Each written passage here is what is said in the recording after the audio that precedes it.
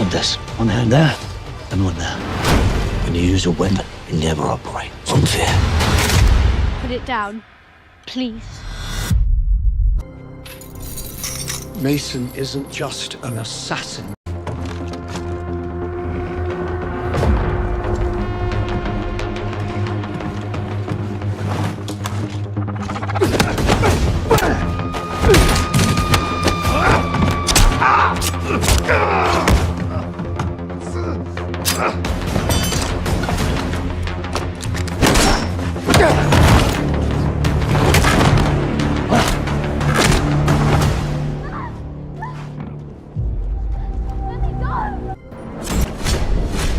He was one of the first of elite operatives.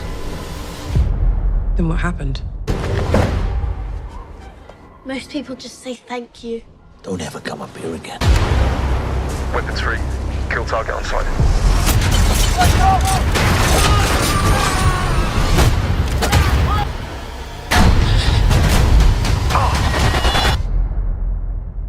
Alpha team, come in. They're all gone. Who is that?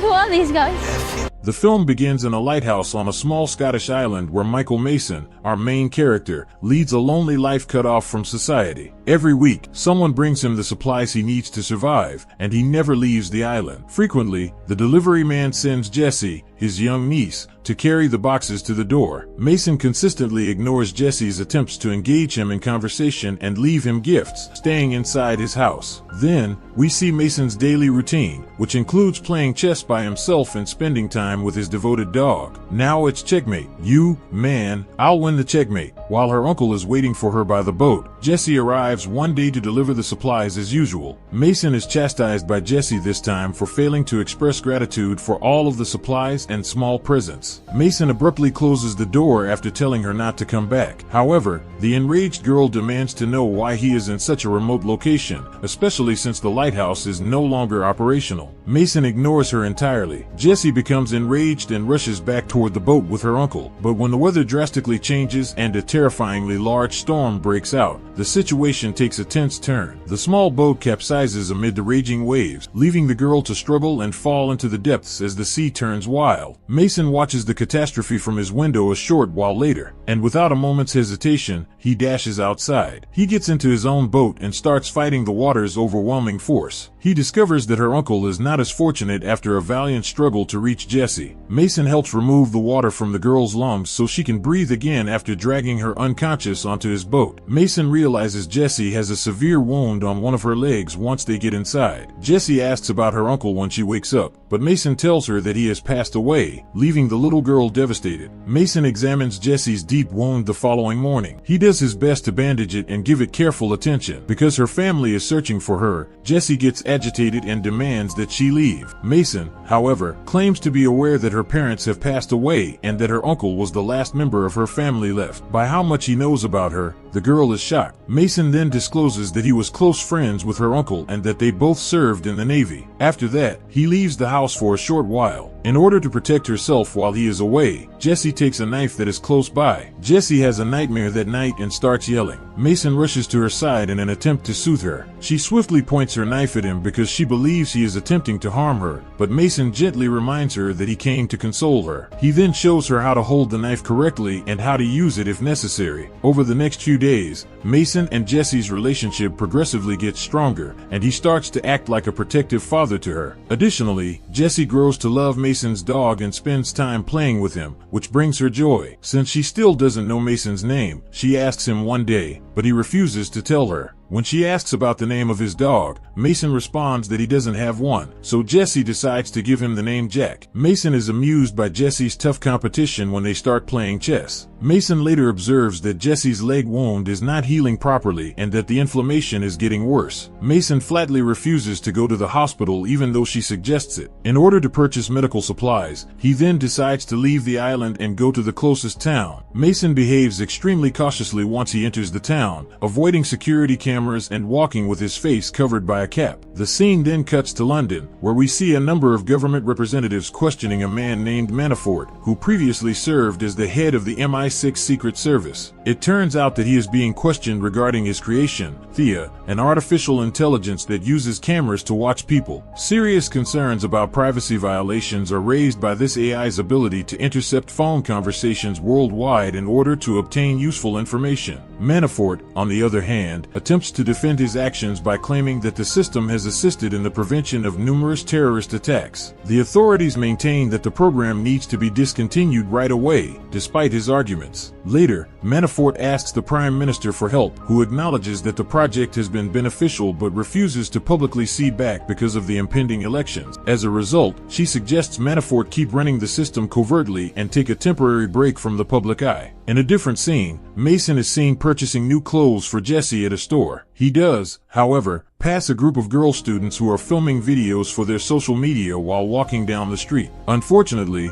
this has dire repercussions because Thea instantly processes his face after it is captured on camera. Robera, who is the new head of the MI6 intelligence agency, receives the information promptly. The data man ages to track Mason's location and identify him as the terrorist who bombed the British embassy in Algeria. In order to apprehend him, Roberta now orders the dispatch of a special forces team to the island. Mason is seen carefully wrapping Jessie's leg back on the island. He then gives her new clothes, which makes her very happy. "It's the least I could do to put an end to danger in your life." "What? Love? Give it a minute and you'll see." Mason abruptly hears odd sounds coming from outside while the two are having a quiet dinner together in the evening. He is shocked to see a number of boats with armed agents approaching his dock when he looks outside. Mason starts getting ready for battle right away, telling Jessie to use a knife to hide in the bathroom before going outside. It turns out that he had already installed covert defensive measures around the perimeter because he was an extremely cautious man. He sets off the explosives as soon as the officers land, causing the attackers to perish instantly. The remaining agents make an effort to advance, but they encounter a number of lethal traps that swiftly destroy many of them. For BLO, it's similar to Home Alone. One officer man shoots Mason and seriously injures him, but our hero perseveres in battle, and the man manages to overpower his enemies. Jack tries to attack one of the agents as he enters the house, causing the agent to shoot the dog to death in cold blood. The agent quickly captures Jessie, who is hiding in the bathroom. Mason soon notices that he is carrying her away from the house. He valiantly battles and shoots the agent to death, saving the girl, despite his wounds. Mason then instructs Jessie to board a boat because they must leave the island right away. Mason informs Jessie that Jack is already dead, but Jessie starts crying and says they can't leave him behind. In order to escape, the two board the boat. Roberto is shocked to see all of her agents killed by one man while he is at the MI6 base. She realizes that the criminal she is dealing with is not typical. In order to eliminate him, she decides to dispatch one of MI6's most skilled killers, known only as Workman. She orders her team to find out everything there is to know about Jessie, the young girl, at the same time. As they get closer to a farmhouse, Mason hands Jessie a gun and gives him some basic training on how to operate it. He then asks her to stay out of the way while he goes inside the house and starts frantically looking for medication. Sadly, a young boy soon finds him. Moments later, the boy's father arrives with a gun and orders Mason to leave, but after pointing her gun at the man, Jessie begs him to assist Mason, who is seriously hurt. Back at MI6, they hear a boy from the farmhouse call 911 to report that two people have broken into his home. After that, an agent discovers something startling. It turns out that Mason is not a terrorist and that someone purposefully connected his profile to a criminal act in order to implicate him. They find that Mason's actual records were deleted for an unknown reason after further investigation. Mason is actually a former elite agent from MI6 itself, Roberta realizes. However, the question is why he is evading the law. After that, Roberta orders her team to go in and arrest Mason, but she instructs them not to kill him because she wants to question him. In another place, Manafort sends Workman a covert, direct order to kill Mason and the girl without leaving a trail. The scene then changes to the farmhouse, where Mason's wounds are being treated by the family's father. Just as the boy returns to the living room, Mason thanks them and gets ready to leave. When the child asks where he's been, Mason quickly realizes that he's called the police. Roberto watches the entire event unfold through satellite feeds and surveillance cameras as he orders everyone to hide as the police surround the house. Soon after, the boy's father goes outside to inside to see what's happening, but he is brutally shot and killed by a workman who is hiding in the distance with a sniper rifle. Panic spreads throughout the area after he even kills a few police officers. More police officers are soon encountered, but Mason disarms them quickly and steals a patrol vehicle before fleeing. But workmen keep shooting at them while driving after them in a different vehicle. Mason makes a risky turn and pushes Workman's vehicle off the road, giving him enough distance to escape his sight. Robera calls Manafort and demands to know who Mason is in another scene. He then explains how he established Black Kite, a covert operations unit, years ago. Mason was his best agent, a highly skilled worker who could complete any task given to him. Manafort once gave him the order to kill a foreign official who was perceived as a threat to the public, but Mason disobeyed the order and vanished, giving Manafort the impression that he had turned traitor. "My wings are here, I see." Manafort then cautions Roberta that Mason is the most dangerous person on the planet and that stopping him will require the full force of the state. Roberta, however, orders her own investigation because she does not believe his account of what happened. She soon discovers that the purported foreign official was actually an Iranian scientist who was providing classified information about Iran's nuclear weapons program to MI6 in secret. But in order to preserve plausible deniability, Manafort gave Mason the order to kill the scientist rather than safeguard the asset. Mason made the decision to put his moral judgment ahead of mindless compliance. He gave up on the mission as a result. Mason was put on MI6 high-priority target watch list because Manafort saw his refusal as a betrayal. They arrive at a small church shortly after, where they meet Mason's old friend Arthur, who takes them to his house. It turns out that Arthur was a former MI6 computer specialist who collaborated with Manafort on Thea's development. Arthur explains that he was the one who changed Mason's identity to that of an Aberdeen oil worker. But after learning the truth, someone changed that identity to that of a high-value terrorist on the watch list. Mason realizes that confronting Manafort is the only way to move forward. Arthur refuses, revealing that he has cancer and has only a few months left to live, when he asks his friends to take care of Jesse. Mason decides to contact Kamal to make sure Jesse is taken out of the UK safely after hearing this. Mason maintains that he has no other option, despite Arthur's strong objections, because Kamal is a known criminal. When Mason senses the presence of an intruder, who turns out to be a workman, they start getting ready to leave in a vehicle. The two agents engage in a violent face-to-face altercation. Despite having the same superior training,